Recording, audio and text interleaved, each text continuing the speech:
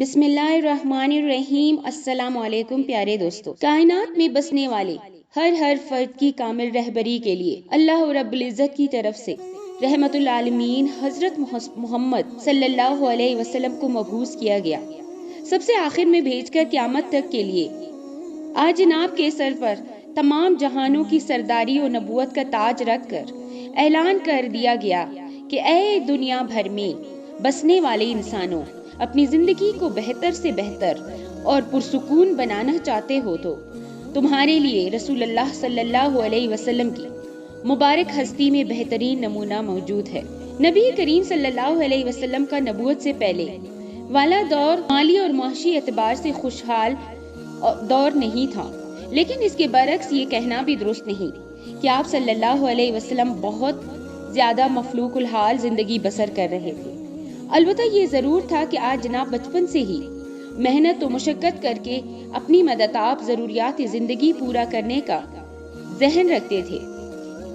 دوستوں کہتے ہیں کہ ایک چرواہے کا عجیب واقعہ غزوہ خیبر کے موقع پر ایک چرواہا حضور اقدس صلی اللہ علیہ وسلم کی خدمت میں آیا۔ وہ یہودیوں کی بکریاں چرایا کرتا تھا۔ اس چرواہے نے جب دیکھا کہ خیبر سے باہر مسلمانوں کا لشکر پڑاؤ ڈالے ہوئے ہے، اس کے دل میں خیال آیا کہ میں جا کر ان سے ملاقات کروں اور دیکھوں کہ یہ مسلمان کیا کہتے ہیں اور کیا کرتے ہیں۔ چنانچہ بکریاں چراتا ہوا مسلمانوں کے لشکر میں پہنچا اور ان سے پوچھا کہ تمہارے سردار کہاں ہیں؟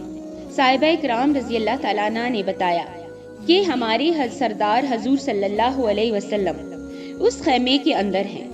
پہلے تو اس چرواہے کو ان کی باتوں پر یقین نہیں آیا۔ اس نے سوچا کہ اتنے بڑے سردار ایک معمولی سے خیمے کے اندر کیسے بیٹھ سکتے ہیں۔ اس کے ذہن میں یہ تھا کہ جب آپ اتنے بڑے بادشاہ ہیں تو بہت ہی شان و شوکت اور ٹھاٹ باٹ کے ساتھ رہتے ہوں گے، لیکن وہاں تو کھجور کے پتوں کی چٹائی سے بنا ہوا خیمہ تھا۔ خیر وہ اس خیمے کے اندر آپ سے ملاقات کے لیے داخل ہوا اور آپ سے ملاقات کی اور پوچھا کہ آپ کا پیغام لے کر آئے ہیں اور کس بات کی دعوت دیتے ہیں۔ حضور اقدس صلی اللہ علیہ وسلم نے اس کے سامنے اسلام اور ایمان کی دعوت رکھی اور اسلام کا پیغام دیا۔ اس نے پوچھا کہ اگر میں اسلام کی دعوت قبول کر لوں تو میرا کیا انجام ہوگا اور کیا رتبہ ہوگا؟ حضور اقدس صلی اللہ علیہ وسلم نے فرمایا، اسلام لانے کے بعد تم ہمارے بھائی بن جاؤ گے اور ہم تمہیں گلے سے گلا لگائیں گے۔ اس چرواہے نے کہا کہ آپ مجھ سے مذاق کر رہے ہیں؟ میں کہاں اور آپ کہاں؟ میں ایک معمولی سا چرواہا ہوں اور میں ایک سیاہ فام انسان ہوں۔ میرے بدن سے بدبو آ رہی ہے، ایسی حالت میں آپ مجھے کیسے گلے لگائیں گے؟ تمہیں ضرور گلے سے لگائیں گے اور تمہارے جسم کی سیاہی کو اللہ تعالیٰ تابنانی سے بدل دیں گے اور اللہ تعالیٰ تمہارے جسم سے اٹھنے والی بدبو کو خوشبو سے تبدیل کر دیں گے۔ یہ باتیں سن کر وہ فوراً مسلمان ہو گیا اور کلمہ شہادت پڑھ لیا۔ کلمہ پڑھنے کے بعد پھر حضور اقدس صلی اللہ علیہ وسلم سے کہا، اب میں کیا کروں؟ آپ نے فرمایا، ایسے وقت پر ایمان لائے ہو، نہ تو اس وقت کسی نماز کا وقت ہے، نہ تم سے نماز پڑھواؤں اور نہ ہی ابھی روزے کا زمانہ ہے کہ تم سے روزے رکھواؤں۔ زکوٰۃ تم پر فرض نہیں ہے۔ اس وقت تو صرف ایک ہی عبادت ہو رہی ہے جو تلوار کی چھاؤں میں انجام دی جاتی ہے، وہ جہاد فی سبیل اللہ ہے۔ اس چرواہے نے کہا، یا رسول اللہ، میں اس جہاد میں شامل ہو جاتا ہوں، لیکن جو شخص جہاد میں شامل ہوتا ہے اس کے لیے دو میں سے ایک صورت ہوتی ہے، غازی یا شہید۔ تو اگر میں اس جہاد میں شہید ہو جاؤں تو آپ میری کوئی ضمانت لیجئے۔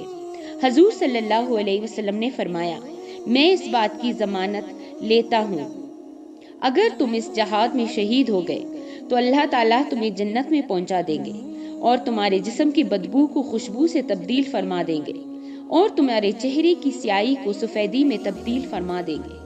چونکہ وہ چرواہا یہودیوں کی بکریاں چراتا ہوا وہاں پہنچا تھا، اس لیے حضور صلی اللہ علیہ وسلم نے فرمایا کہ تم یہودیوں کی جو بکریاں لے کر آئے ہو ان کو جا کر واپس کرو، اس لیے کہ یہ بکریاں تمہارے پاس امانت ہیں۔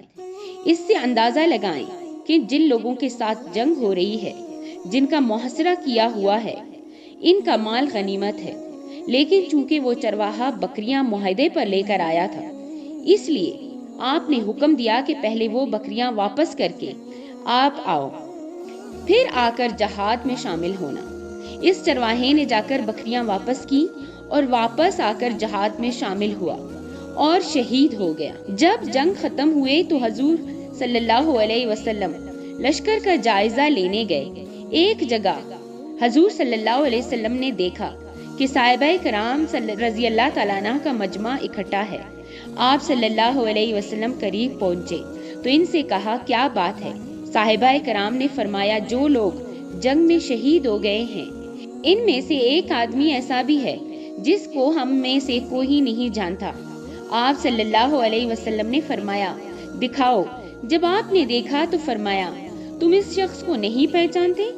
مگر میں اس شخص کو پہچانتا ہوں، یہ چرواہا ہے، اور یہ وہ عجیب و غریب بندہ ہے جس نے اللہ کی راہ میں ایک سجدہ نہیں کیا، اور میں اس بات کی گواہی دیتا ہوں کہ اللہ تعالیٰ نے سیدھا اس کو جنت الفردوس میں پہنچا دیا ہے، اور میری آنکھیں دیکھ رہی ہیں کہ ملائکہ اس کو غسل دے رہے ہیں، اور اس کی سیاہی سفیدی میں تبدیل ہو گئی ہے، اور اس کی بدبو خوشبو میں تبدیل ہو گئی ہے۔ دوستو، اس بات سے اندازہ کیجئے کہ اگر کچھ عرصہ پہلے اس چرواہے کو موت آ جاتی تو سیدھا جہنم میں چلا جاتا، اور اب اس حالت میں موت آئی کہ ایمان لا چکا ہے اور سرکار دو عالم صلی اللہ علیہ وسلم کا غلام بن چکا ہے۔